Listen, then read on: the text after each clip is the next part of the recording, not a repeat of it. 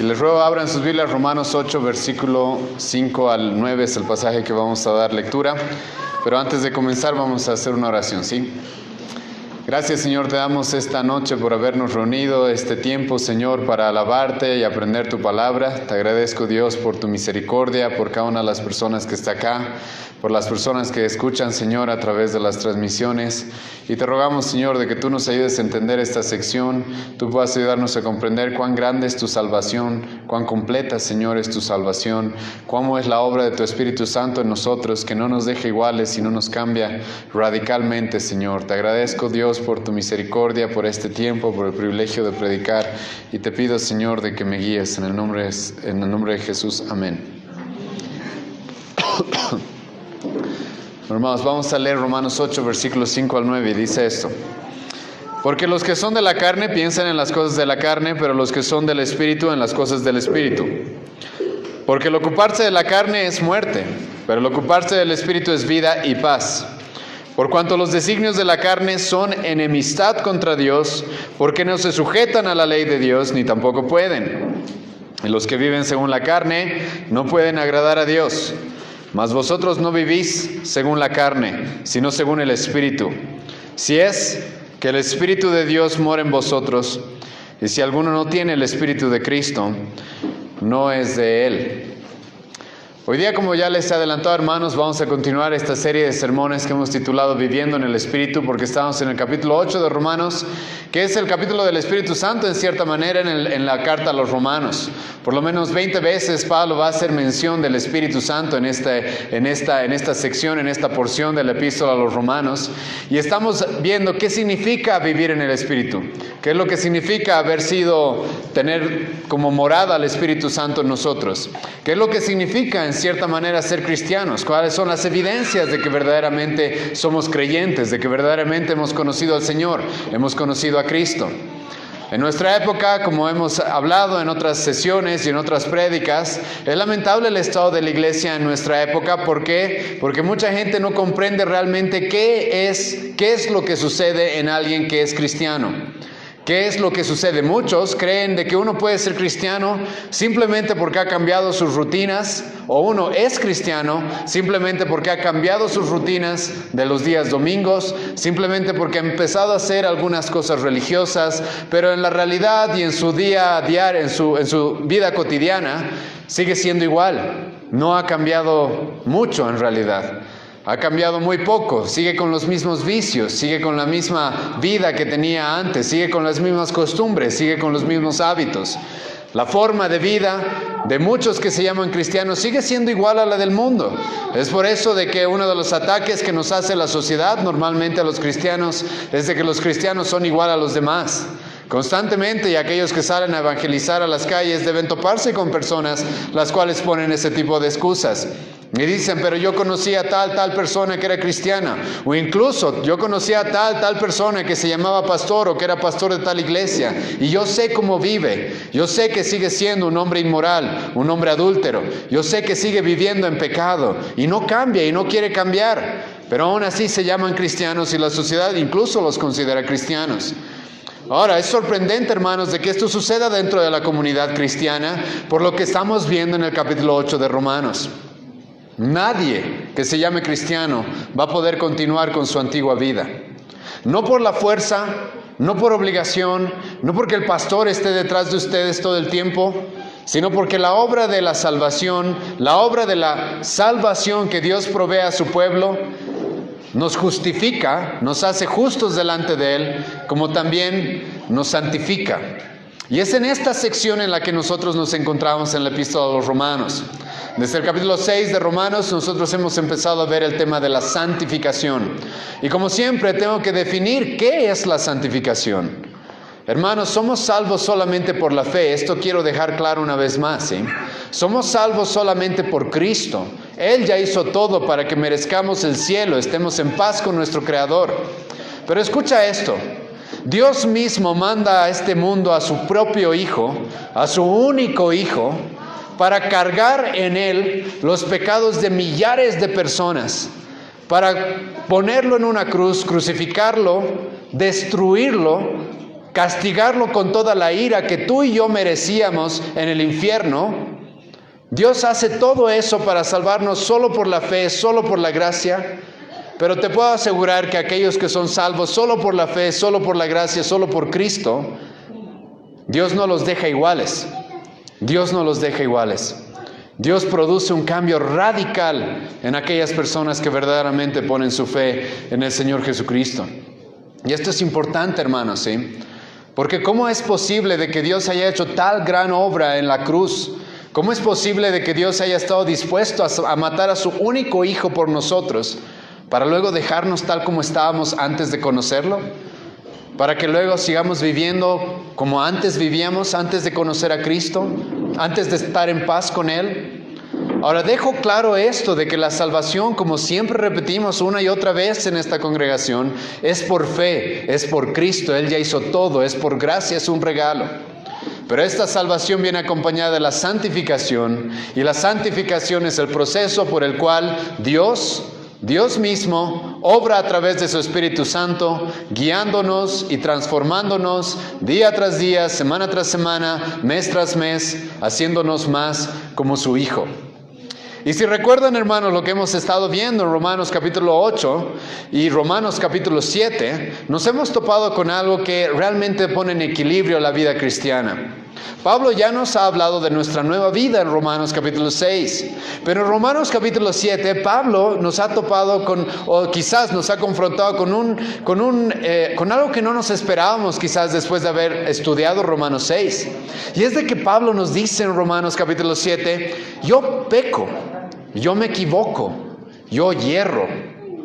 Estoy todavía en este cuerpo de muerte, va a decir Pablo, en este cuerpo que desea pecar, en este cuerpo que aún yo sé que dentro de mí, mi corazón, mi mente han sido transformados completamente, pero aún estoy en este cuerpo que desea el pecado, que desea hacer lo malo. Entonces estoy en una lucha constante, nos dijo Pablo en Romanos 7, contra el pecado.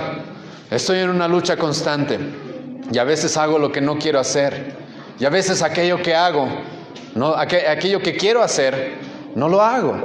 Y Pablo nos mostró, para que tengamos un equilibrio, de que tampoco existe la perfección cristiana. Ningún cristiano es perfecto, ¿sí? Todos luchamos con el pecado y todos vamos a luchar con el pecado hasta el final de nuestros días. Pero ahora, después de habernos dicho esto, Pablo en Romanos capítulo 7... para poner las cosas en equilibrio y para que nadie tergiverse las palabras del apóstol Pablo, Pablo va a decirnos en el capítulo 8 de Romanos que si bien tenemos una lucha contra el pecado, todavía hay pecado en nosotros, la obra del Espíritu Santo nos santifica, nos guía por un camino completamente distinto al que antes andábamos. Como lo dije en la última exposición, el cristiano, si bien está en un camino en el cual a veces podemos encontrarnos con huecos y con charcos, pero el cristiano no va a ir y se va a embarrar en ese barro, se va a revolcar en el barro. Puede ser que se ensucie en el camino, puede ser que caiga en algún momento, pero el cristiano no va a disfrutar ese tipo de cosas y no va corriendo al hueco a meterse y a embarrarse en la suciedad en la que antes andábamos, antes de conocer a Cristo. Y Pablo nos está diciendo esto en Romanos 8. Y Pablo, pero comenzó el capítulo 8 de Romanos con algo sumamente importante, y es una vez más el Evangelio. Capítulo 8 de Romanos, versículo 1 al 4, Pablo nos ha presentado a Cristo y nos ha recordado quién es Cristo, y nos ha dicho: aquellos que están en Cristo Jesús, no hay más condenación para ellos. Nadie los puede condenar, nadie los puede tocar, porque Cristo ya ha pagado todo, Cristo ya ha cumplido todo lo necesario para que nosotros seamos salvos de la ira, de la muerte y del pecado. Cristo ya ha hecho todo, Pablo nos ha dicho, Romanos 8, versículo 1 al versículo 3. Pero a partir del versículo 3, y esto es clave, hermanos, ¿sí? Porque estamos en el contexto de la santificación. Y la santificación en el cristiano nunca es con una cara larga de tristeza, de ¡ay, qué feo es ser santificado!, ¿sí? O ni modo. Sino es con una cara, es con un gozo interno, sabiendo de que Dios nos está transformando día a día y de que nuestra salvación ya está asegurada. Aunque estamos todavía en un camino en el cual fallamos, erramos, nuestra salvación ya está asegurada. Nada puede quitarme mi salvación. Nada ni nadie puede quitarme mi salvación porque está en Cristo. Y Cristo, aquel que llama, aquel que Cristo salva, Cristo mismo dice, yo no lo voy a perder. No lo voy a perder. Pero, la última exposición nos hemos hecho esta pregunta. ¿Cómo yo sé de que realmente he puesto mi fe en Cristo? Hay tanta gente que dice creer en Jesucristo en nuestra época. Hay tanta gente que dice conocer al Señor. Pero como ya he mencionado, siguen iguales. No cambian. A veces no se puede ver casi ninguna diferencia entre los incrédulos y los que se llaman supuestamente creyentes. Ahora yo entiendo que eso pasa en las sectas, hermanos, como en los católicos, entre el catolicismo romano. Es obvio que va a pasar eso, porque ellos no predican el Evangelio. Ellos sí, es obvio, ellos viven como el mundo, viven en los pecados claramente que la Biblia condena, y luego creen que con llevar unos cuantos ramos en algunas fechas eso va a compensar lo que hacen. No. Pero y ellos, bueno, se creerán cristianos, ¿sí? Y nosotros entendemos tal vez de que los católicos no son cristianos, no son creyentes. La Iglesia Católica no predica el Evangelio, por ende es obvio que va a vivir de una manera incorrecta. Pero ¿qué pasa con la comunidad cristiana? Que igual hay muchos que se llaman cristianos, pero la realidad es de que su vida sigue siendo igual a la de los demás. Y entonces la última sesión hemos visto Romanos 8, versículo 4, donde Pablo nos dijo esto. Para que la justicia de la ley se cumpliese en nosotros, escucha, ¿quiénes son nosotros? ¿Quiénes son aquellos a los cuales Cristo ha salvado? Cristo ya ha cumplido toda la ley. ¿Quiénes son aquellos por los cuales Cristo ya ha cumplido toda la ley? Cristo ya ha pagado toda la condena. ¿Quiénes son aquellos? Escucha lo que Pablo dice. Para nosotros, que no andamos conforme a la carne, sino conforme ¿a qué? Al Espíritu. Y en la última sesión nos hemos tomado toda la prédica para definir qué significa vivir en el Espíritu y qué significa vivir en la carne. Déjenme darles simplemente un recordatorio de todo lo que hemos visto en la última sesión. Pablo, ya hemos visto varios pasajes para definir qué significa vivir en la carne. Pablo nos muestra cómo alguien vive en la carne en Efesios capítulo 2, versículo 1 al 3. Y esto es importante. Cuando Pablo habla de alguien que está viviendo en la carne, hermano, se está refiriendo a alguien que no es cristiano, ¿sí? Que quizás está dentro de la iglesia, pero no es cristiano. No es creyente. No conoce al Señor, no ha sido salvo, necesita correr a Cristo por salvación. Cuando Pablo habla de aquí de alguien que está enfocado en las cosas de la carne, vive conforme a la carne, Pablo se está refiriendo a alguien que no es creyente. Es por eso que hemos ido al pasaje de Efesios 2, versículo 1 al 3, donde Pablo nos muestra cómo vivíamos antes de ser creyentes, antes de haber conocido a Cristo. Y Pablo nos va a decir, vivíamos completamente en pecado. No solamente cometíamos pecados, sino era donde estábamos, en pecado, rodeados de pecado. Lo único que había a nuestro alrededor y lo único que salía de nosotros es pecado, va a decir Pablo. Estábamos muertos en nuestros delitos y pecados. Eso es lo primero que Pablo nos dijo en Efesios capítulo 2, versículo 1. Después Pablo en el versículo 2 de Efesios nos dijo de que aquellos que están en la carne, aquellos que son incrédulos, viven conforme a las corrientes de este mundo. El mundo define quién eres, el mundo define qué haces, el mundo define qué es lo que deseas. Es al mundo al que tú quieres agradar, es al mundo al que tú quieres copiar. Esta es la gente que vive en la carne. Conforme a los deseos y a la corriente de este mundo, va a decir el apóstol Pablo. 3. Aquellos que viven en la carne, Pablo nos ha dicho de que son aquellos que están controlados por Satanás.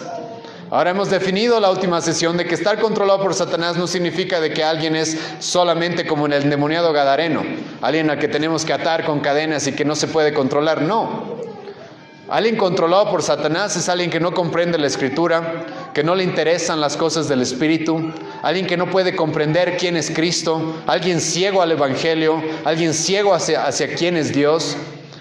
Cualquier incrédulo, hermano, es controlado por Satanás. Eso es lo que dice el apóstol Pablo en 2 Corintios capítulo 4. El Dios de este mundo los ha cegado. Es lo que Jesucristo le dijo a los judíos, líderes judíos de su época, los cuales estaban rechazando a su Mesías, rechazando el Evangelio. Cristo les va a decir en Juan capítulo 8, ustedes son del diablo. Las obras de su padre, el diablo, hacen. Pero eran hombres supuestamente que razonaban, muy lógicos, supuestamente controlándose a sí mismos. No eran como el endemoniado gadareno. Y Jesucristo les dice, no, pero ustedes son hijos de Satanás y las obras de Satanás son las que ustedes hacen. Eso es alguien que vive en la carne. Alguien que vive en la carne es alguien que vive bajo el dominio de sus propios deseos. La vida cristiana, al contrario, siempre se trata, y hace poco hablaba con unos jóvenes, de que la vida cristiana siempre se trata, hermano, de sacrificarnos. Sacrificarnos. ¿Quieres avanzar en la madurez cristiana? Memorízate esta palabra, ¿sí? Sacrificio. Nuestra vida cristiana comienza con el sacrificio de Cristo y luego Cristo nos va a mandar, vayan y ustedes sacrifíquense por los demás, por tu esposa, por tus hijos, por tu comunidad, por tu iglesia. Deja de pensar en ti, sacrifícate por los demás. Al contrario, aquellos que viven en la carne, no, viven controlados por sus deseos. Todo es lo que yo quiero, lo que yo deseo, lo que a mí me gusta, lo que a mí no me gusta, lo que a mí me agrada, lo que me trae placer. Entonces ya no te amo y te quiero abandonar. ¿Por qué? Porque a mí me gusta alguien más o porque yo deseo algo más. Están controlados por sus deseos, controlados por sus pasiones. Y entonces escuchas gente decir, yo no sé por qué hice tal cosa, es porque estás controlado por tu lujuria, al mismo tiempo que por Satanás. Esa es una persona que vive en la carne. Ahora hay algo que hemos dicho en la última sesión, que es algo que muchas veces no se toma en cuenta respecto a qué significa vivir en la carne. Y es de que alguien, escuchen, legalista es alguien que está viviendo en la carne. No, esto es importante, hermanos. ¿Por qué? Porque cuando estoy hablando de vivir en la carne, hasta este punto algunos de ustedes deben haber dicho, sí, esos que viven en inmoralidad, esos que están controlados por sus deseos y por Satanás, todos esos, sí, están en la carne. Pero escucha, alguien sumamente religioso, un hombre que se encierra en una casa para golpear su cuerpo y no pecar, ¿sí? Alguien que se aísla de la sociedad y que para no ver nada malo, esa persona igual podría estar viviendo en la carne. Podría ser una monja, podría ser un monje en un monasterio y aún así vivir en la carne. Si no me creen, les animo a leer una vez más Gálatas 3, versículo 1 al 3. No busquen ahora, hermanos, léanlo después. Pablo va a decirle a los Gálatas, los cuales no confiaban en Cristo para su salvación, los cuales se estaban dejando llevar por una falsa doctrina que decía de que es necesario creer en Cristo, pero si tú te quieres salvar tienes que hacer obras.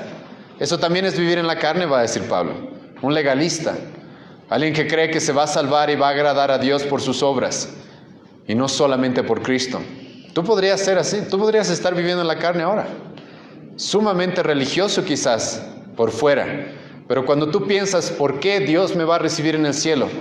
Dices esto, Cristo, y aparte pues porque yo leo mi Biblia, porque yo voy a la iglesia, porque yo canto, porque yo doy diezmos, porque yo hago esto. Eso es vivir en la carne, hermano. Vivir en el Espíritu más bien, como voy a definir un poco más adelante o recordarles lo que ya hemos dicho, es tener nuestra confianza completamente puesta en Cristo. Completamente. Yo no confío en ninguna de mis obras. Todas las obras que hago son por amor y gratitud, no confío en ninguna. Entonces tú podrías ser muy religioso y estar viviendo en la carne. Al mismo tiempo hemos dicho de que vivir en la carne, la séptima evidencia de estar viviendo en la carne, es lo que Pablo nos dijo en Romanos 7, ¿sí?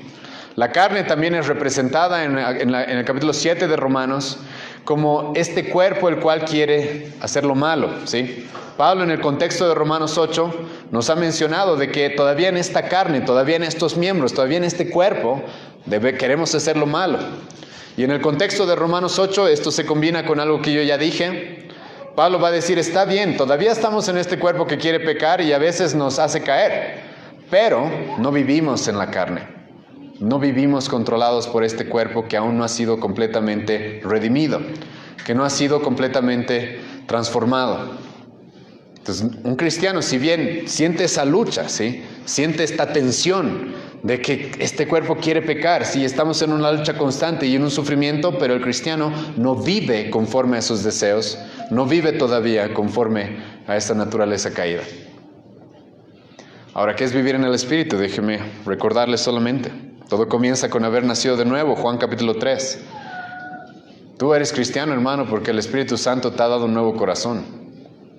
Ahí comienza la vida en el Espíritu, en el nuevo nacimiento.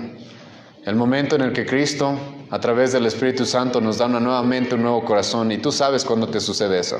Es en un momento específico de tu vida y tú te acuerdas. Tal vez no te sabes la hora, el minuto, tal vez no te sabes el día, quizás a algunos les pasa, pero conoces bien esa época en la cual naciste, de nuevo, en la cual Dios obró de tal manera en tu corazón que te transformó radicalmente. Y Dios te dio una nueva vida, ¿para qué? Para guiarte a Cristo. Para te abre los ojos, te abre los oídos para guiarte al Salvador. Eso es caminar en el Espíritu. Alguien que tiene su fe completamente puesta en Cristo. Hemos definido también, como tercer punto, vivir en el Espíritu es vivir en arrepentimiento. Si el Espíritu Santo está dentro de mí, si el Espíritu Santo está morando en mí, la Biblia me dice que el Espíritu Santo es el que me convence de pecado, de juicio y de justicia. Juan capítulo 16, versículo 8. La vida cristiana es una vida de arrepentimiento constantemente. El Espíritu Santo nos va convenciendo de diferentes pecados que debemos cambiar, de cosas que debemos mejorar. Ese es el proceso de santificación, un constante reconocimiento de aquellas cosas que todavía están mal en mi vida y que debo mejorar, que debo cambiar, aquellas cosas en las cuales debo trabajar. Eso es lo que sucede con alguien que está viviendo en el Espíritu. Vivir en el Espíritu hemos definido como cuarto punto la última vez es también vivir, ¿sí?, por fin pudiendo entender la Escritura. Hemos leído 2 Corintios capítulo 3, versículo 12 en adelante. Pablo va a decir, donde está el Espíritu del Señor, ahí hay ¿qué? Todos saben eso, ¿no? Pero libertad ¿para qué? Dice Pablo en el contexto, para entender la Biblia, ¿sí? Para que cuando leas la Biblia la entiendas y veas a Cristo en todas sus páginas, veas a Cristo en todos sus libros. Para que por fin entiendas el mensaje central de la Escritura. Eso es lo que sucede con alguien que está en el Espíritu. Es alguien que tiene abierto el entendimiento. Ahora no significa, hermanos, de que todo lo que lees lo entiendes al 100%, ¿sí? No, pero el mensaje central lo tienes claro. Y poco a poco vas aprendiendo más y entendiendo más y entendiendo más y entendiendo más. Eso es lo que el Espíritu Santo hace en nosotros. Alguien que está viviendo en el Espíritu es alguien que da fruto. Hemos leído eso antes en las lecturas, Gálatas 5. Alguien que vive en el Espíritu está dando fruto constantemente. Da frutos. No es obligatorio, ¿sí? Simplemente se da. Yo no obligo a nadie a amar, hermano. No puedo obligar. Los frutos no se obligan, ¿sí o no? ¿Cuántos de ustedes se paran y empiezan a patear un árbol para que dé fruto? Creo que no, ¿verdad? Creo que es necesario tal vez alimentarlo, es necesario tal vez cuidarlo, sí puede ser. Pero los frutos se dan. Y eso es algo que el Espíritu Santo hace en nosotros. Vivir en el Espíritu, hermanos, es también vivir en obediencia a Dios. ¿Perfecta? No, pero como un hábito, como una característica en nuestra vida. Ezequiel 36, versículo 27, Dios dice, yo pondré de mi Espíritu sobre vosotros para que andéis en mis estatutos y los pongáis por obra. Por eso el apóstol Juan va a decir, aquel que dice que conoce a Dios, pero no guarda sus mandamientos, es que es un mentiroso, no conoce a Dios. 1 Juan 2, versículo 4 al 5. Y es ahí donde nos hemos quedado la última sesión. Y a partir del versículo 5, hermanos, de Romanos 8, el apóstol Pablo nos va a mostrar un contraste entre lo que éramos antes y entre lo que somos ahora. Un contraste entre aquellos que son incrédulos, que no conocen a Cristo, que no conocen el Evangelio, que no son salvos, y aquellos que verdaderamente han conocido al Señor Jesucristo. Y escucha lo que el apóstol Pablo va a comenzar diciendo. Como dije, aquí vamos a encontrar un contraste. Y la Biblia siempre hace esto, nos muestra dos tipos de personas, dos caminos, nada más. No hay un intermedio, no puedes estar al medio, no existe un intermedio.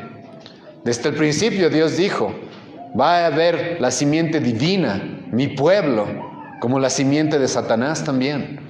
El mundo siempre se divide en dos, entre los que están en Cristo, los que están en Adán, los que están en sus pecados, los que han recibido la salvación, los que están en su camino a la gloria, los que están en su camino a la condenación. Y es lo que Pablo nos va a mostrar hasta el versículo 8 el día de hoy. Dos caminos completamente distintos. Dos personas completamente distintas. Y estás en uno o estás en el otro. Y escucha lo que Pablo dice, versículo 5.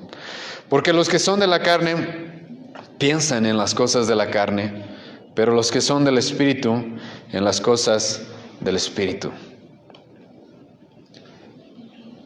El apóstol Pablo comienza mostrándonos, ¿sí?, cuáles son las prioridades para estas personas. Hay dos clases de personas en este mundo, y para las dos clases de personas en este mundo tienen diferentes prioridades, tienen diferentes enfoques, tienen diferentes cosas las cuales son las más importantes para ellos.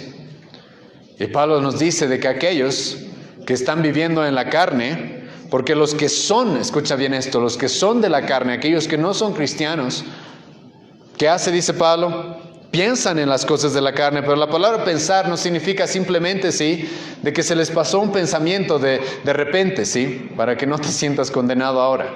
No significa de que de un momento a otro dejó de pensar en la Biblia, ¿sí?, o algo así. No, Pablo está utilizando la palabra fronema, que significa que hace énfasis en aquello que cautiva nuestra mente, aquello lo cual ocupa todo lo que pensamos, todo lo que planeamos, todo para lo cual utilizamos nuestra mente. Hay personas las cuales están enfocadas en ciertas cosas carnales, y hay otras personas las cuales están enfocadas en cosas espirituales. No por nada el apóstol Pablo, no sé si se acuerdan, pero dijo en el capítulo 7 de Romanos, yo con la mente sirvo a mi Señor, yo me deleito en la ley de Dios. Mi mente, mi hombre interior es completamente distinto, está enfocado en otras cosas. Pero el apóstol Pablo nos dice que aquellos que están todavía en la carne tienen su mente puesta en las cosas de la carne. Ahí está su enfoque, ahí están sus preocupaciones, ahí está lo que les importa, lo que realmente les interesa. Escucha lo que va a decir Salomón acerca de lo que está en nuestra mente o acerca de lo que pensamos. Proverbios 23, versículo 7.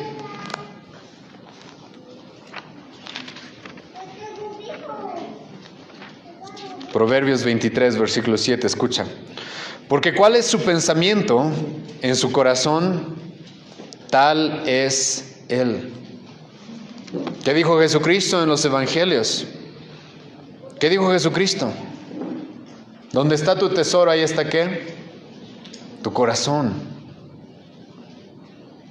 Entonces Pablo nos está mostrando de que hay una gran diferencia entre el incrédulo y el creyente.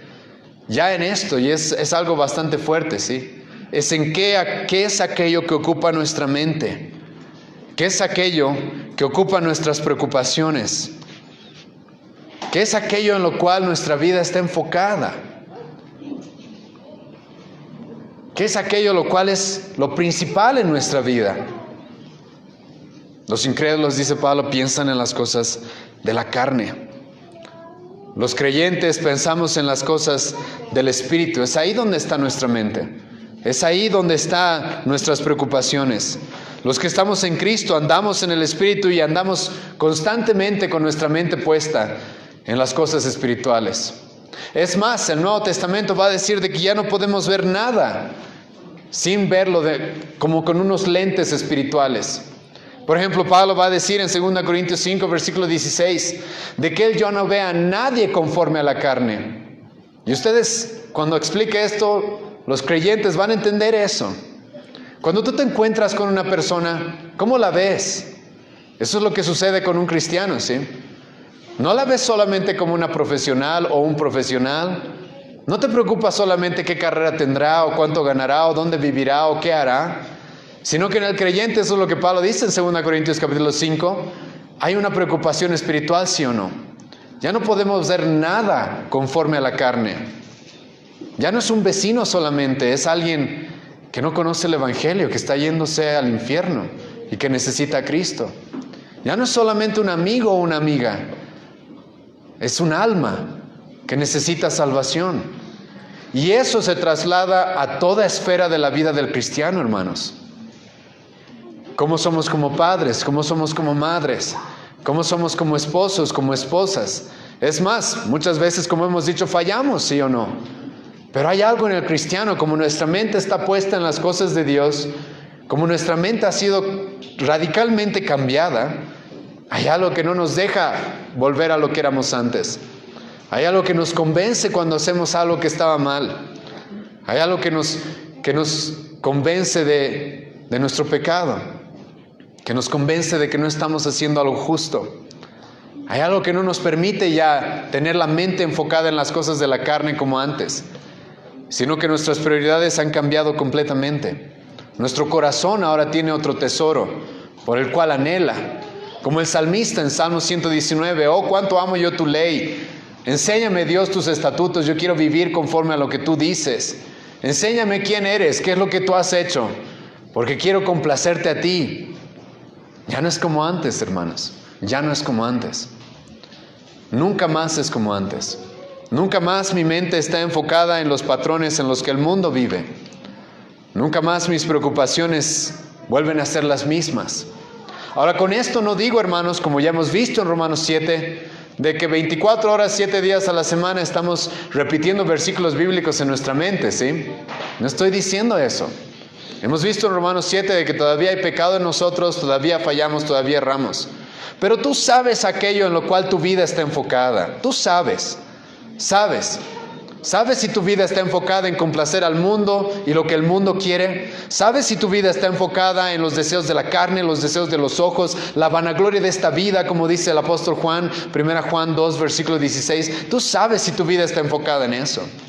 Al mismo tiempo sabes cuando en tu corazón, cuando en tu mente hay un deseo y hay un enfoque y hay una preocupación y están tus pensamientos en Dios, en Cristo, en su palabra, en cosas que tienen que ver con lo espiritual y no con lo temporal. Tú sabes en qué está enfocada tu vida. Y Pablo dice, aquellos que son de la carne piensan en las cosas de la carne. Y aquellos que son del Espíritu tienen su mente puesta en las cosas del Espíritu. Incluso las cosas que son necesidades, como por ejemplo, esta es la gran diferencia, ¿sí? Tal vez con este ejemplo van a entender un poco cómo el cristiano está enfocado en las cosas del Espíritu. Por ejemplo, los que somos padres tenemos que trabajar para proveer a nuestra familia, ¿sí o no? Pero, ¿por qué trabajamos, sí? ¿Por qué trabajamos? ¿Trabajamos como el mundo simplemente, sí? ¿Para ahorrar, tener dinero simplemente? ¿Trabajamos porque queremos tener, no sé, una casa más grande, un auto más lindo? ¿Porque queremos que nuestros hijos tengan el último juguete de moda o algo así? ¿Trabajamos simplemente porque queremos luego darnos los viernes y sábados de fiesta? ¿Por qué trabajamos? Nosotros también trabajamos como los incrédulos, ¿o no? Trabajamos y debemos proveer a nuestras familias. Pero ahí está la gran diferencia. ¿Por qué yo trabajo? ¿Ah? Porque quiero ser como Cristo es con la iglesia. Que Cristo provee para todas las necesidades de la iglesia. Y así Cristo me manda a mí, tú provee para todas las necesidades de tu casa. Ya no vemos ni siquiera aquellas cosas que sí, son comparables a lo que hacen los incrédulos. Ya no las vemos igual. La motivación no es la misma. El enfoque no es el mismo. El motivo por el cual hacemos las cosas nunca más es el mismo. Ya no está basado en cosas temporales, sino está basado en cosas eternas, en cosas espirituales. Ya mi vida no gira alrededor de lo material, no gira alrededor de la vanagloria de este mundo, de los deseos que yo tenga como hombre, como ser humano. Esto no gira alrededor de quién es Cristo, qué es lo que Él ha hecho, qué es lo que Él quiere de mí. Ahí es donde tengo mi mente. Ahí es donde tengo mi mente. Y Pablo nos muestra, aquellos que viven en la carne, ¿cuáles son sus prioridades? ¿Sí? Tenemos prioridades completamente distintas. Al mismo tiempo, versículo 6, tenemos destinos completamente distintos también. Escucha lo que Pablo va a decir, versículo 6. Porque el ocuparse de la carne es muerte, pero el ocuparse del Espíritu es vida y paz. Tenemos dos destinos completamente distintos. Unos, dice Pablo, están en su camino hacia la muerte. Hacia la muerte. Hoy día mismo estaba escuchando a un pastor que exponía este pasaje y decía esto: los incrédulos son como muertos, ¿sí? Los cuales están siendo llevados al cementerio, a la muerte segunda, como la Biblia lo va a decir, lo va a presentar en Apocalipsis. Están muertos en sus delitos y pecados, y lo único que van a recibir en la vida venidera es muerte. Van a vivir, eso suena contradictorio, pero van a estar en un estado de muerte por toda la eternidad sintiendo la ira de Dios. Eso es lo que merecen y eso es lo que van a recibir. Porque la ira de Dios se revela desde el cielo contra toda impiedad e injusticia de hombres que detienen con injusticia la verdad. Así comenzó Pablo su epístola a los romanos, ¿o no? Dios está airado contra los pecadores. Dios aborrece a los pecadores. Salmos 7, versículo 11, Dios está airado todos los días contra los pecadores. La copa de Dios, al ver cada pecado que cometen los incrédulos, se va llenando y llenando de ira, y un día esa copa va a caer sobre ellos. Si rechazan a Cristo, que es el que bebe la copa de la ira, ellos van a recibir todo ese castigo. Y Pablo ya nos dijo, Romanos 2, versículo 5, de que están atesorando ira para el día de la ira. Están atesorando y atesorando y atesorando, están acumulando y acumulando enojo. Y aquellos que tienen su prioridad en las cosas de la carne, tienen ese destino. Tienen ese destino. No hay para ellos vida eterna. No hay para ellos purgatorio, dice Pablo. Lo único que pueden esperar es muerte. Lo único que pueden esperar es muerte. Y ahí me sorprende muchas veces, bueno, más o menos, no me sorprende tanto porque entiendo por qué pasa esto. Pero es increíble ver gente que no conoce a Cristo o rechaza el Evangelio, rechaza a Cristo y su vida realmente es un desastre. Y todo va mal y se nota que están muertos. Destruyen sus familias, destruyen sus hogares, destruyen sus vidas y están en su camino a la destrucción. Pero ellos se sorprenden y piensan de que de alguna manera Dios les debe algo y Dios les tiene que dar algo. Tienen toda su vida enfocada en las cosas temporales y luego creen y viven en una ilusión en la cual Dios les tiene que regalar la vida eterna.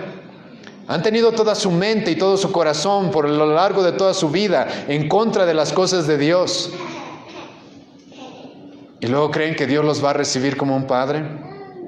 No, Pablo dice, aquellos que viven en la carne, aquellos que piensan en las cosas de la carne, lo único que van a recibir es muerte.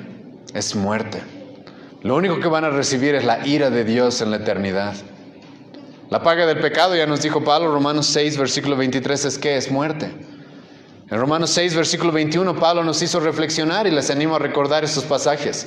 ¿Cómo éramos antes? ¿Cómo vivíamos antes? ¿Cuál era nuestra situación antes? Y Pablo nos va a decir, lo único que teníamos es muerte. Es lo único a lo que nos dirigíamos. Es lo que producimos en este mundo y es lo que vamos a recibir en el mundo venidero. Pero a diferencia, Pablo dice, los que viven en el Espíritu, escucha lo que dice, porque el ocuparse de la carne es muerte, pero el ocuparse del Espíritu es vida y paz. Ahora aquí a algunos de ustedes les causa sorpresa que Pablo tal vez utilice la palabra paz. Porque ¿qué dijo Jesucristo más bien? En este mundo no van a tener paz. ¿O no? ¿No dijo eso Jesucristo? Juan capítulo 15, Juan capítulo 16, en este mundo van a tener, ¿qué dijo Cristo? Van a tener aflicción. Es más, la aflicción, dice Pablo, Filipenses 1, es como un regalo de parte de Dios en la vida del creyente. Pablo va a decir, Hechos capítulo 14, después de ser apedreado, después de ser perseguido, Pablo va a decir, es así necesario que entremos al reino de los cielos después de pasar muchos sufrimientos. No, esta no es nuestra mejor vida ahora, ¿sí? Y no vivimos en paz.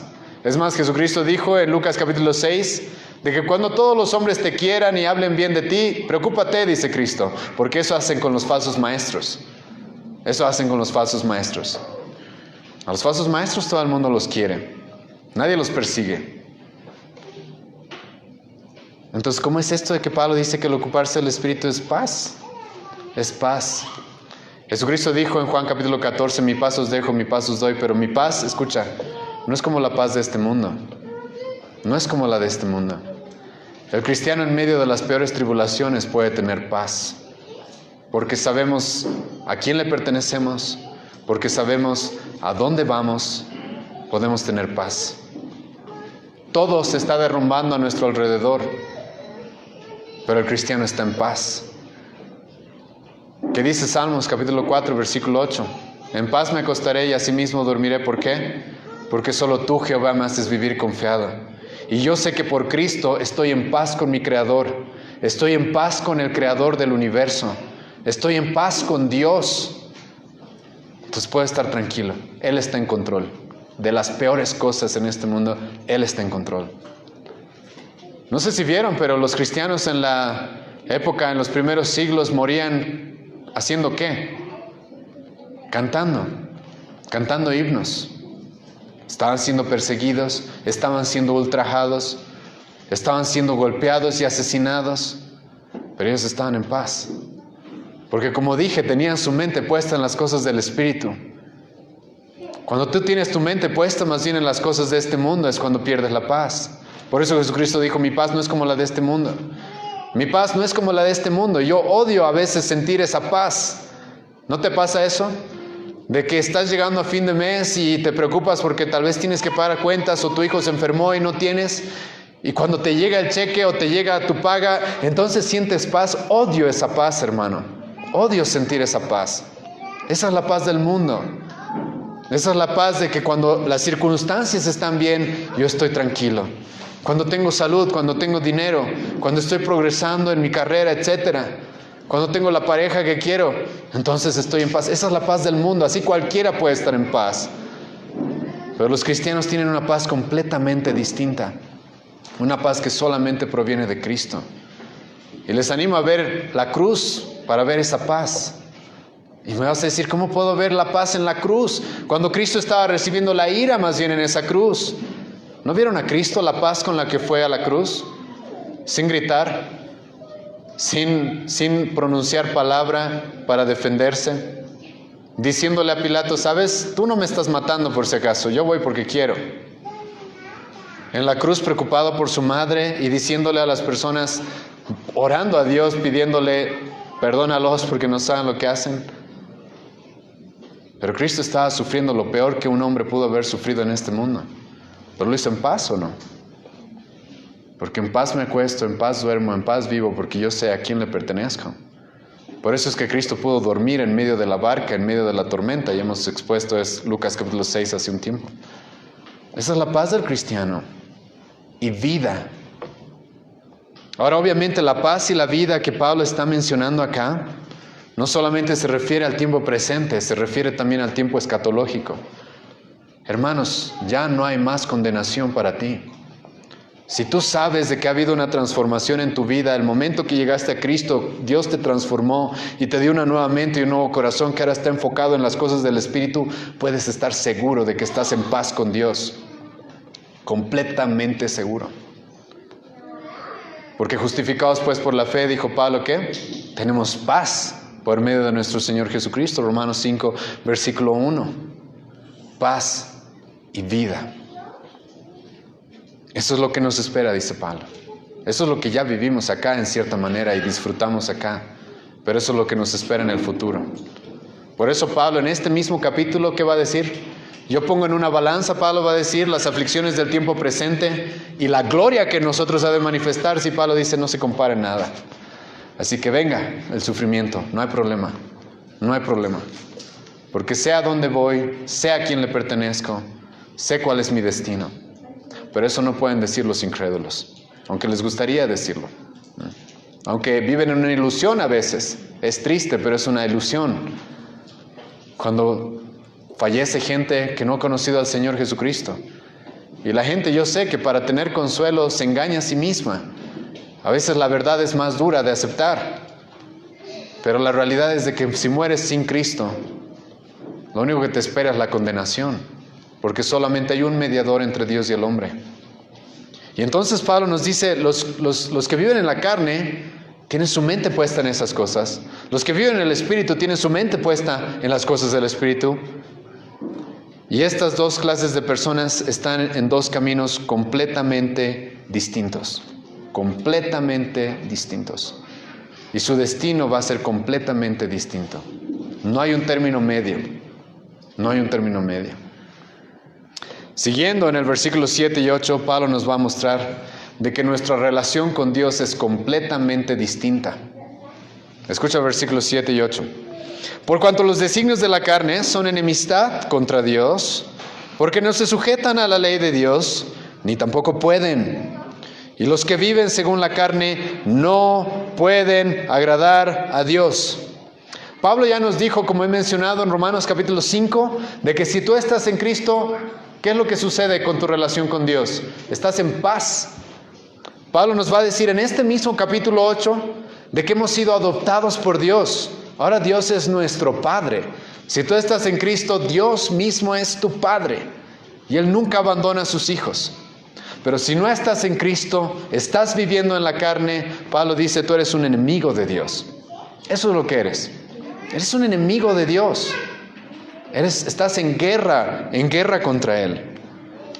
Tú hubieras sido el mismo gritando hace 2000 años, crucifiquen al Dios hecho hombre. Tú lo hubieras hecho crucificar porque eres su enemigo. Eres su enemigo. Odias las cosas de Dios, aborreces las cosas de Dios. Lo único que mereces es su ira y maldición. Y aquí me sorprende, como ya dije hace un momento, cómo los incrédulos les va mal y dicen, ¿cómo Dios pudo haberme hecho esto a mí? Pero si eres su enemigo, lo que recibes ahora no se compara más bien a lo que vas a recibir. Porque eres su enemigo, dice el apóstol Pablo. Porque los designios de la carne son enemistad contra Dios. Santiago va a decir, Santiago 4, versículo 4, la amistad con el mundo es ¿qué? Lo mismo, enemistad con Dios. Eres enemigo de Dios. No eres su hijo. La gente en el mundo igual vive en ese tipo de engaños, creyendo de que todos somos hijos de Dios y Dios nos ama a todos. No, si estás en la carne, si no estás en Cristo, eres su enemigo. Eres su enemigo. No tienes una relación con Dios. No tienes. La única relación que vas a recibir, la única relación que tienes con Dios es la de un juez airado. Es la de un juez airado.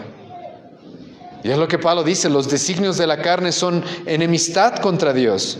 Son enemistad contra Dios. Y les animo a leer y estudiar qué es lo que recibían los enemigos de Dios en el Antiguo Testamento. Aquellos que se rebelaban en contra de Él. Aquellos que preferían desligarse de los mandamientos y de la palabra de Dios, como dice Salmos capítulo 2, y vivir conforme a su imaginación, conforme a sus propios deseos. ¿Qué es lo que Dios hacía con ellos? Sí, a mí, hermanos, no me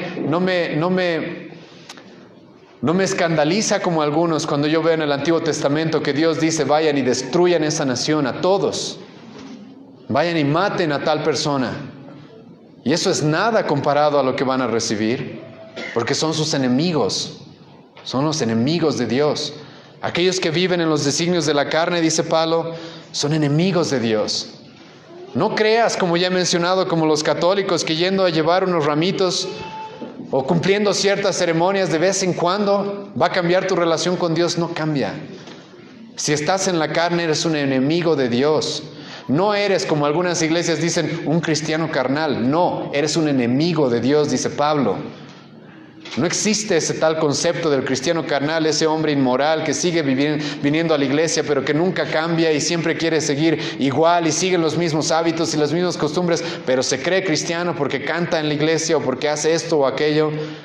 Si vives en la carne, Pablo dice, no dice, sabes, eres un cristiano inmaduro o carnal, eres un enemigo de Dios. ¿Por qué? Porque no te sujetas a la ley de Dios, versículo 7, por cuanto los designios de la carne son enemistad contra Dios, porque no se sujetan a la ley de Dios. No se sujetan a la ley de Dios. Cuando tú quiebras un mandamiento, ¿contra quién te estás rebelando? ¿Contra quién? El gobierno mañana nos da, no sé, una ley, ¿sí? Los días sábados todos se visten de azul, digamos. Y yo no me he visto de azul. ¿Contra quién me estoy rebelando? Contra el gobierno. ¿Contra quién crees que te rebelas cuando quiebras la ley de Dios? Eres un enemigo. No te sujetas a la ley de Dios, por lo tanto estás en enemistad contra Él. Estás en guerra contra Dios. Ahora aquí Pablo dice algo tremendo, ¿sí? Y este es uno de los motivos por los cuales debemos entender cuánto necesitamos la obra del Espíritu Santo en nosotros. Porque escucha lo que Pablo dice. Por cuanto los designios de la carne son enemistad contra Dios, porque no se sujetan a la ley de Dios. Y ahora escucha bien esto. Ni tampoco pueden. Sí, aquí está el golpe, tal vez de muerte, a la doctrina arminiana, pelagiana, molinista incluso. ¿Qué dice Pablo? Aquellos que viven en la carne, escucha lo que dicen, no pueden sujetarse a la ley de Dios. No solamente no quieren, sino que no pueden. Es imposible para ellos. Su naturaleza está caída. Es por eso que necesitan nacer de nuevo. No pueden.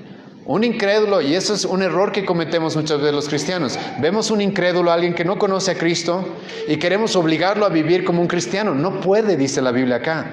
Aunque se esfuerce, no puede. Jeremías, ¿qué va a decir el profeta Jeremías? Así como el etíope no puede cambiar su piel, así como el leopardo no puede quitarse sus manchas, así tú no puedes dejar de hacer lo malo, va a decir el profeta Jeremías. Es lo que Pablo dice acá. Y ahora cuando Pablo dice acá, no podemos, significa también, escucha, de que alguien que vive en la carne por su propia cuenta, por sus obras, por sus méritos, por su capacidad, nunca va a poder dejar de ser enemiga de Dios. Nunca.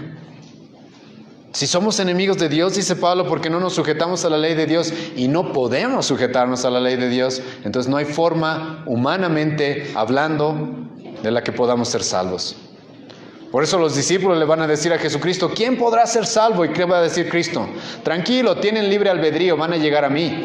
¿Eso dijo Cristo? Tranquilos, tú déjalos decidir, Pedro, ¿sí? ¿Qué dijo Cristo?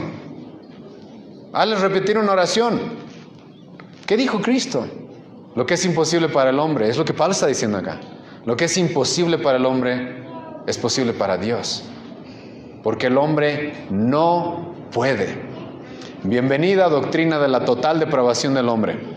Es una doctrina que sostenemos como iglesia, por si acaso. ¿Qué dice Pablo en Romanos 3? No hay ni uno bueno, no hay ni uno justo, no hay quien entienda, no hay quien busque a Dios. Todos nos desviamos, aún nos hicimos inútiles. Sepulcro abierto es nuestra garganta. De nuestros labios solamente sale veneno de áspides. Nuestros pies corren a derramar sangre. No hay camino de paz por donde nosotros vamos. No hay. Y no podemos, ahora Pablo nos dice, no podemos.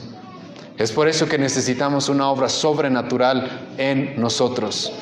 Sobrenatural en nosotros. Aquellas iglesias que creen que el hombre puede llegar a la salvación por su propia cuenta. Aquellas iglesias que creen que el hombre tiene la capacidad de llegar a Dios por su propia cuenta están completamente equivocadas. Porque Pablo dice, no pueden. Y por ende, versículo 8, y los que viven según la carne, escucha, no pueden agradar a Dios. No pueden. No importa cuántas cosas religiosas hagan. Si no estás en Cristo, si vives en la carne, no importa cuántas cosas religiosas hagas, no vas a agradar a Dios, dice Pablo. Nada. Todas tus justicias son como trapos de ¿qué? Dice el profeta Isaías. Trapos de inmundicia. No me agrada, dice Dios, me da asco más bien. Quiten de mí, dice Dios en Isaías 1, capítulo 1, todos sus sacrificios y todos sus días de fiestas y todas sus lunas nuevas. Quiten. Me dan asco. Por eso va a decir incluso Salomón en los Proverbios que los sacrificios de los impíos son abominación para Dios. Y la palabra abominación, hermano, normalmente en el hebreo significa algo que te da ganas de vomitar. Y el Proverbios, el Antiguo Testamento, aquí nos dicen, no pueden agradar a Dios. Si vives en la carne, si tu mente está puesta en las cosas de la carne, ya sabes cuál es tu destino y no vas a agradar a Dios. Tu relación con Dios, por tu cuenta, nunca se va a poder solucionar. Jamás. No importa cuántas cosas hagas. Un ejemplo de esto es claro, y tenemos un ejemplo de esto desde el principio en la Biblia. ¿Se acuerdan de la historia de Caín y Abel? Algunos de ustedes han cometido, y yo también he cometido el error, de decir de que Caín, Dios no recibió. ¿Se acuerdan? Abel da un sacrificio a Dios, de sus corderitos los mata y da un sacrificio. Y luego viene Caín y lleva un sacrificio. Caín era labrador, no era pastor. Ahora no creo que haya sido su culpa que le haya tocado labrar la tierra y no ser pastor. Y entonces resulta que de sus frutos de la tierra va y le da a Dios. Y entonces muchas conjeturas se han dado respecto a esta historia. Unos dicen, no, es que lo que pasa es de que Caín estaba llevando algo que Dios no le agradaba, ¿sí? Y la pregunta es, ¿por qué? ¿Por qué no le agradaría si luego en el libro de Éxodo Dios va a decir, pueblo de Israel, quieren ofrendarme cosas, también pueden traer los frutos de la tierra? Entonces, ¿por qué no le agradaría? Si Dios más adelante le va a decir al pueblo judío, aparte de los sacrificios de sangre, también pueden traer la harina, la cebada, pueden traer ese tipo de sacrificios, no hay problema, dice Dios. Es también parte del sacrificio, es también parte de la adoración. Entonces, ¿por qué no recibió la adoración de Caín? El autor de Hebreos nos responde la pregunta y nos dice porque Caín no tenía fe. En otras palabras, no era cristiano, ¿sí? No era un creyente. No confiaba en Cristo. No confiaba en que Dios iba a mandar un Salvador. Él vivía en la carne. Pero por más de que él intentó hacer algo religioso para agradar a Dios, ¿qué hizo Dios? No le agradó. No le agradó. Puedes pasarte tu vida como una monja, hermana. Si no estás en Cristo, si eres legalista, como hemos visto hoy día, si tus pensamientos, si tu vida está definida por la carne, no agradas a Dios, no importa cuántas cosas hagas, no importa cuánto te esfuerces, no puedes agradar a Dios. Pero ahora, escucha lo que Pablo va a decir, versículo 9. Más vosotros. Ahora, ¿a quién se está refiriendo Pablo? A los cristianos, sí, a los creyentes. Más vosotros no vivís según la carne, sino según el Espíritu. La próxima semana vamos a terminar de exponer el versículo 9. Pero escucha lo que Pablo dice. Nos ha mostrado el contraste, hermano, de un incrédulo y un creyente, ¿sí? La gran diferencia que hay. Cómo están en caminos completamente opuestos. Y ahora Pablo dice, pero ustedes, si realmente son cristianos, no viven así. Su mente no está puesta en las cosas de la carne. Su destino no es la muerte. Ustedes no son enemigos de Dios. Mas vosotros no vivís según la carne. Y Pablo, escucha, está asegurando esto. Esto es seguro, dice Pablo. Si eres cristiano, esto es seguro. Si esto no ha sucedido en tu vida es porque no eres cristiano. Mas vosotros, los cristianos, aquellos que no van a recibir condenación porque están en Cristo, no viven según la carne. No viven según la carne. Ahora, ¿por qué? Escucha. Sino según el Espíritu. Si es que el Espíritu de Dios mora en vosotros, y si alguno, ¿qué dice? No tiene el Espíritu de Cristo, ¿qué dice? ¿Qué dice? No es de Él. Si alguno no tiene el Espíritu Santo, no es de Él. Cuando Cristo estuvo en este mundo, hermanos, y tuvo discípulos cercanos, pregunta, ¿qué pasó con esos hombres? Aquellos los cuales andaban con Cristo. ¿Se acuerdan de Mateo? Un publicano, un pecador. Cristo dispuesto a salvarlo, gratis, por la fe, por gracia, ¿sí o no? Pero pregunta, ¿Mateo continuó siendo un publicano? ¿Continuó siendo un pecador? ¿Ah? ¿Qué pasó con aquellos hombres que andaron con Cristo? ¿Acaso no fueron transformados completamente? ¿Acaso no se reconoce en ellos una vida que realmente fue radicalmente cambiada? Les pongo un ejemplo. Al apóstol Juan en los evangelios, al principio de su andar con Cristo, ¿cómo le dijo Cristo al apóstol Juan y a su hermano Jacobo? Los hijos del trueno. ¿Cómo conocemos ahora al apóstol Juan? ¿Como el apóstol de qué? Del amor. ¿Qué produjo ese cambio? ¿Qué produjo ese cambio de vida tan radical? ¿Cristo o no? Andaba con ellos. Ahora Cristo, hermanos, está a punto de ir a la cruz. Sabe que va a volver con el Padre. Él mismo ora y dice en Juan 17, quiero estar contigo, Padre. ¿Pero qué dice Cristo? Yo voy a dejar un vicario. ¿Qué significa la palabra vicario? Significa un sustituto.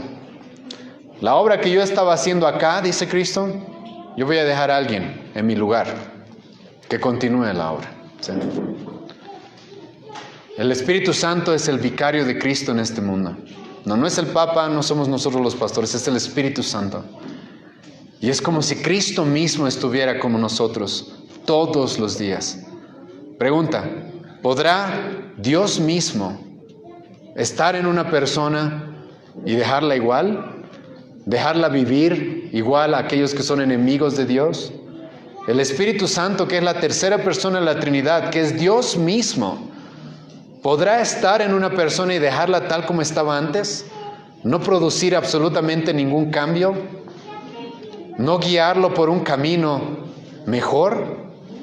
¿Podrá pasar eso? Sería lo mismo que decir que cuando Cristo estuvo con Pedro, con Juan, con Mateo, los dejó iguales. No afectó en nada su vida. Sería lo mismo que decir, hermanos. Por eso en este versículo se nos reconoce al Espíritu Santo como el Espíritu de Cristo. Es Cristo quien envió al Espíritu Santo para que haga esta obra. Cristo, después de consumar su obra en la cruz, Él nos envía al Espíritu Santo para hacer esta obra. Cristo mismo envía a la tercera persona de la Trinidad para provocar esto en nosotros. Y si alguno no tiene esta obra, si alguno no tiene el Espíritu Santo, no dice el apóstol Pablo, ¿sí? Hagan pues noches del Espíritu, ¿sí? Y el pastor sople en el micrófono y el Espíritu va a descender. Pablo dice, escucha, si no tienes el Espíritu, no eres de Cristo, ¿sí? No eres cristiano. No es que te falta una segunda obra de gracia, no es que tienes que ser bautizado por el Espíritu, no, es que no eres cristiano, es que no conoces a Cristo, es que no eres salvo. Y la pregunta, hermano, hoy día es, ¿en cuál de estos grupos estamos? ¿En aquellos que tienen su mente puestas en las cosas de la carne? ¿Están en su destino hacia la muerte? ¿Son enemigos de Dios y no pueden agradar a Dios? ¿O hemos sido rescatados por Cristo, el cual nos da de su Espíritu Santo y ahora nos guía a una vida completamente distinta a la que teníamos antes? ¿En qué grupo estás? ¿Sí? Si eres cristiano, estos pasajes, hermanos, te dan seguridad, porque sabes cuán radicalmente Dios te ha cambiado. Pero si no eres cristiano, sabes también. Pero hoy puede ser el día de la salvación. Hoy puede ser el día de la salvación. Hoy todavía Cristo dice, vengan a mí, no hay problema. Yo puedo perdonarles y darles una nueva vida. Vengan a mí para que yo les dé vida. Y Cristo es aquel que nos bautiza con el Espíritu Santo el momento que llegamos a Él. Vamos a orar, ¿sí? Te agradecemos, Señor, por este tiempo que nos das a pesar de los acontecimientos que tenemos en nuestro país, Señor, por los cuales no vamos a poder reunirnos el domingo. Te agradezco, Dios, por este tiempo que nos has dado como iglesia para poder cantarte, alabarte, escuchar tu palabra. Te ruego, Señor, de que tú puedas ayudarnos a apreciar y alabarte, Dios, por cuán grande es la salvación que tú nos has regalado. Una salvación que nos justifica, nos pone en una posición de paz con Dios, contigo mismo. Al mismo tiempo, nos cambia, nos da una nueva vida y nos guía en un proceso de santificación por el cual nunca más andamos como andábamos antes. Sí, Señor, sabemos y tu palabra nos dice que caemos, erramos, pero ya no vivimos en la carne, ya no vivimos en la carne. Te ruego, Señor, que si hay alguna persona acá que todavía no conoce a Cristo, que todavía no ha recibido esta obra, que no es todavía tu hijo o tu hija, que tú la convenzas o lo convenzas, Señor, de la necesidad que tiene de correr a ti en fe y arrepentimiento.